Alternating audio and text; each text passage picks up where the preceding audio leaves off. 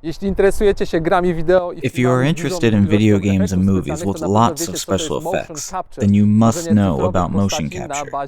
It's creating digital characters based on the work of stuntmen and performers in mocap studios. Today I'm going to talk to Maciej Kwiatkowski, a stuntman who worked, for example, on the Witcher series, and I will ask him what motion capture is and how it is done.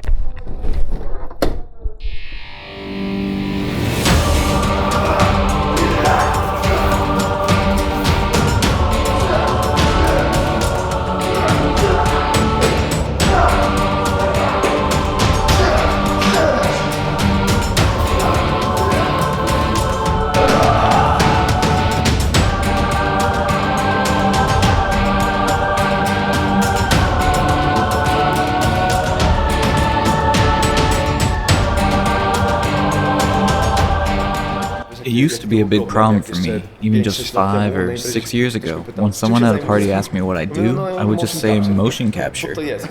And then I tried to explain how motion capture works. And one time I tried to explain it to one girl and she answered, "Oh, so you're some kind of cyborg." And then I didn't even try to explain. Not even close. But then people heard about Golem. Yeah, it really popularized knowledge about it, right? Yes, and now people understand it. They can watch Cumberbatch on YouTube playing Smog, for example. So when I say motion capture, people know what I'm doing. Slowly, people learn about it, but it used to be tough. Tell me what you do here and what is going on in here. My name is Maciej Kwiatkowski. I am a stuntman and motion capture performer. We are in mocap.pl studio, and we do the motion capture here, and more specifically, motion capture of me.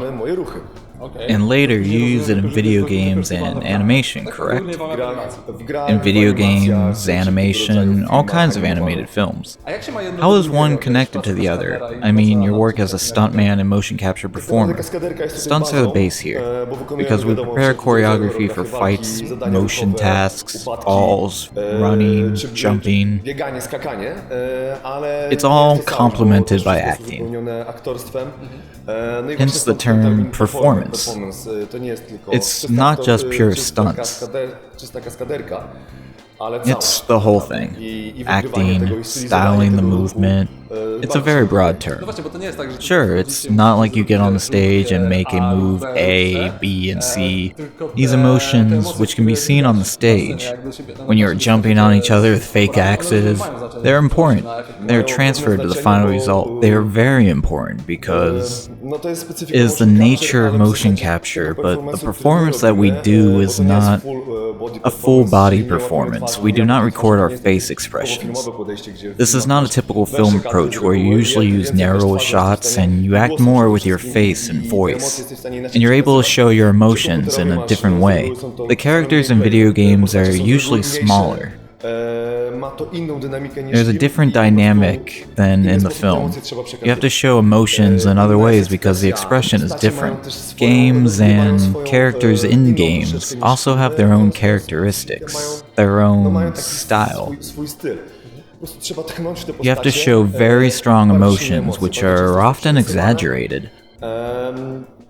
Of course, it depends on the game. The character that you act as, the movements can be really simple, stripped of emotions, if it fits the character. We often play inhuman characters, humanoids, but not people.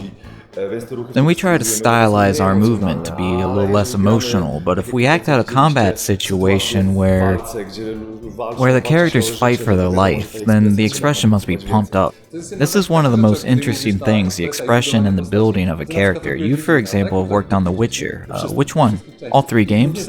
You've been mostly creating martial arts movements for Geralt, right? That's how it started. It was our initial task, and we worked on it as a group. The first task was to create a combat system for The Witcher, the Witcher's fighting style, and recording the combat system for the main character. And then we acted out the rest of the characters.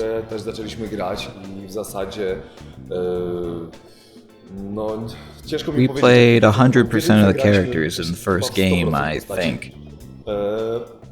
Actors only recorded cutscene parts, such as dialogues and emotions.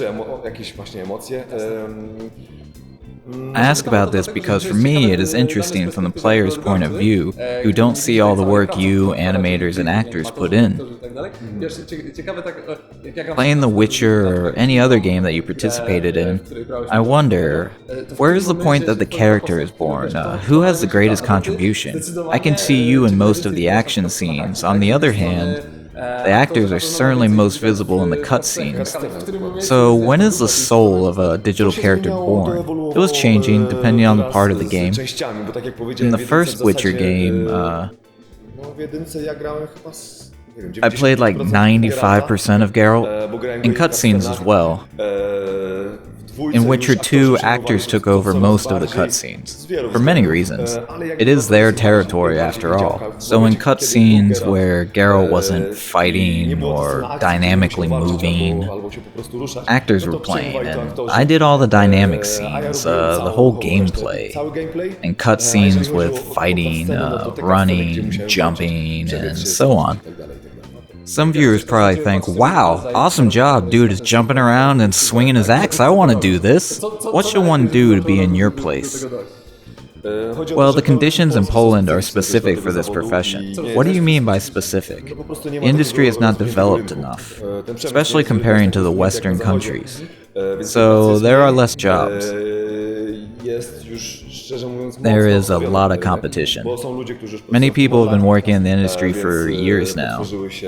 Everyone knows each other, which is normal in every job. It's like this in every industry. And there is simply not enough work for so many talented people. So you wouldn't recommend it? It's hard to break through. Only a few of my friends managed to get this job in the film industry.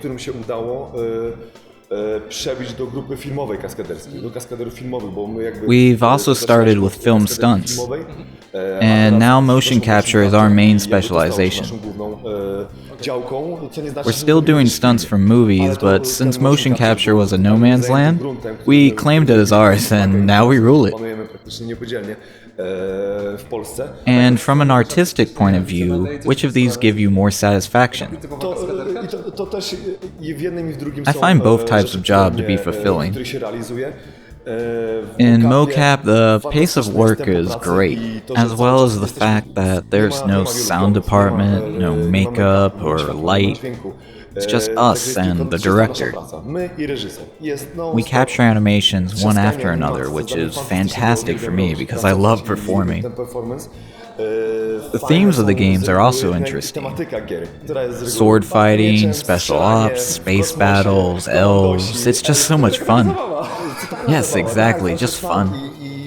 There's a lot of fantasy, and it all must be spectacular.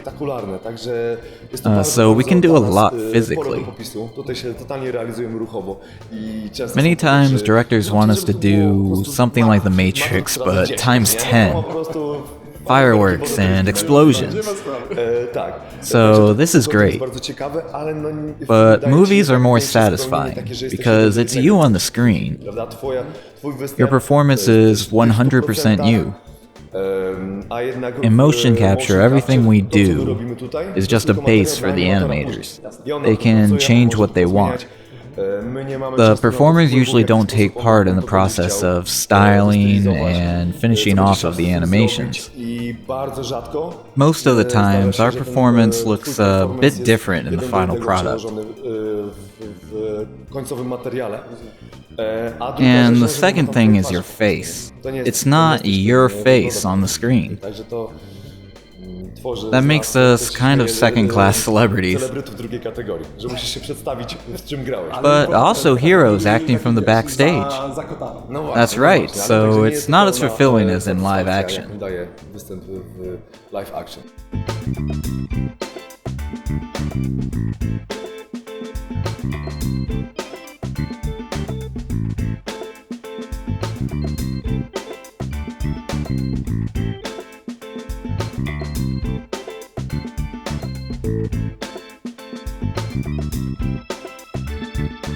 Why can't you act a female character? The system is also used in orthopedics. It's so incredibly sensitive, and it shows all the details of movement so accurately that it shows everything out of the ordinary. And the second thing is data. What you see is just balls on the screen. So the physical and psychological aspects are gone.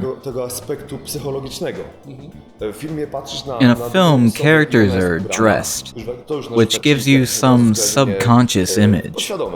You immediately connect it with the person's sex, whether they have long or short hair, and so on. So you subconsciously identify such character. In mocap you have no clothes, no hair, it's just your movement. Every little detail of it is clearly visible, every detail of your figure and muscle mass. Men's bodies make them move in a more stiffer way, while women movements are softer. The proportions are different too. You can tell the difference right away. I've only heard of one urban legend, I haven't seen it myself, that a male performer successfully performed a female move. A simple one, of course. Our way of walking, for example, is very characteristic. So you can tell the difference between two people just by their walk. One time, we were visiting CD Projekt in Poland. We were walking down the hall saying hi to some people we know, and suddenly a guy that I don't know comes to me and says, "You're Maciej, and you must be Starlight." Yeah, how do you know? It turned out that he had worked on our material. After hours of working on it, he recognized us just by looking at us walking. So the way you walk is very characteristic. So these little balls will tell everything about you. Yes, everything. That you are limping, that one of your legs is shorter. Someone might even know too much about you. Yes, sometimes other people know more about me than I do. They tell me to change something that I do and that I didn't even notice before. So this crazy security system from the last Mission Impossible that recognized people by the way they walk might not have been that crazy after all. Totally. So how do these little balls work?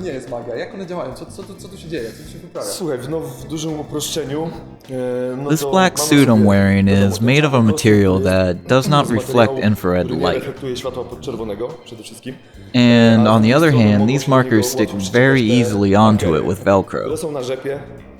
These balls are not LED lights nor any other devices. It's just a soft, small ball, and it's covered with tape that reflects as much light as possible, just like street signs. If you take a picture of a street sign with a flashlight, it will reflect the light. The stuff on these markers is the same. On my suit, I'm wearing 52 or 53 markers. 2 of them are attached to each of my joints, and a third one on longer bones. So you can see limbs bending. Exactly. This setup creates a whole cloud of dots, and the software combines them into a virtual skeleton. Around this space, called volume, which is our scene, there are cameras looking at us in 360 degrees.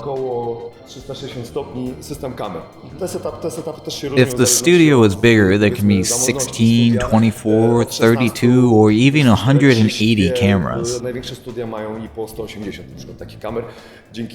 more cameras around us, the more details are captured. For example, when you do a face cap, there are lots of very small markers, and it requires cameras with greater resolutions in order to capture all of them. At the same time, more cameras create bigger volume for us to work in. Every camera emits infrared light, which bounces from the markers on my suit, and the camera records the movement of the marker in 3D space.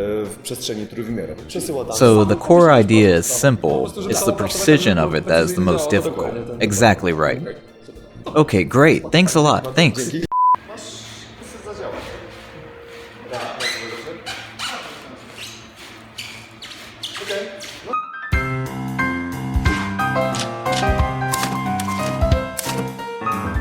Ask yourself, what do you like to do? And then just do it. Really. Sometimes you'll need help from your family, your friends, or maybe your other half. But it's never too late to start.